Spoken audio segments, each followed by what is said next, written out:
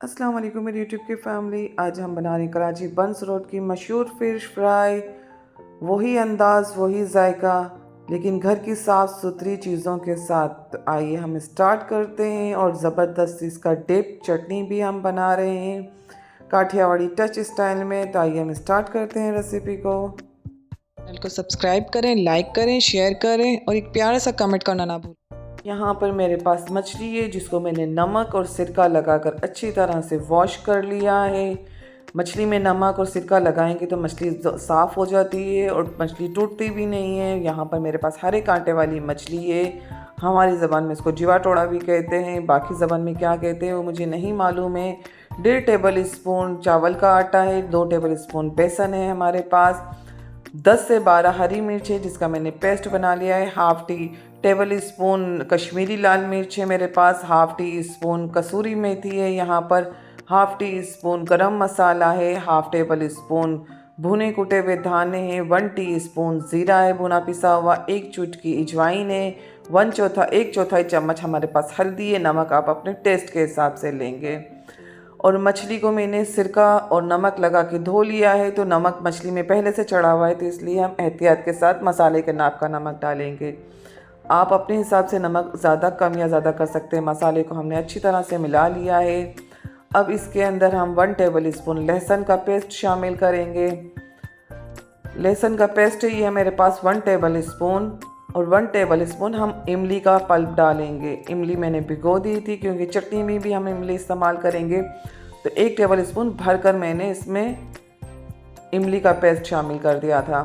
अब यहाँ पर हरी मिर्च मैंने शामिल कर दी है पिसी हुई। और इसको हम अच्छी तरह से मिक्स करेंगे।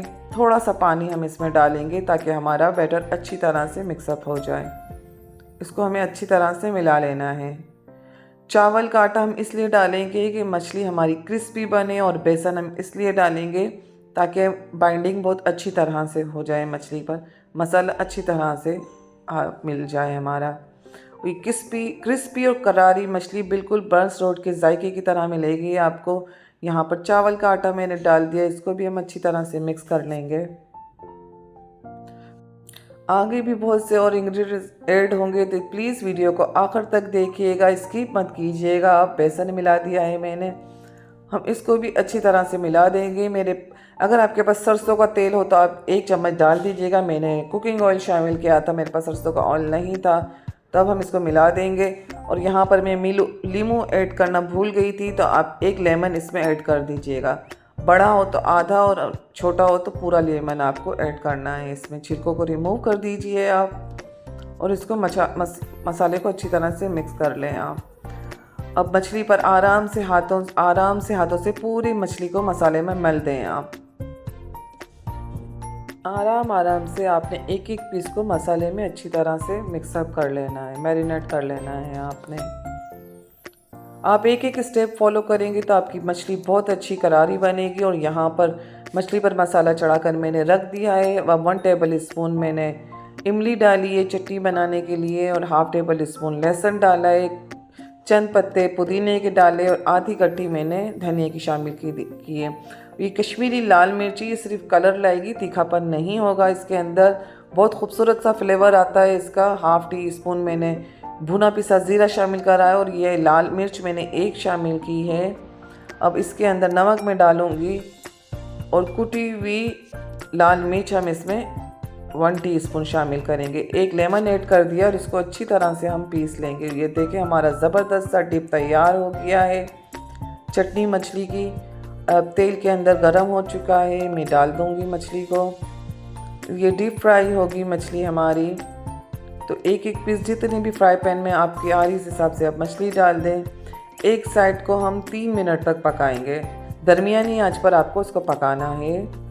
दरमियानी आंच पर ही आपने तेल गरम करना है, एकदम तेज़ तेल नहीं गरम करना है। दरमियानी आंच पर आपने 3 मिनट तक इसको पलटना नहीं है। ये देखें आप किस तरह से ज़बरदस्त सी फ़िश फ्राई हमारी हो रही है।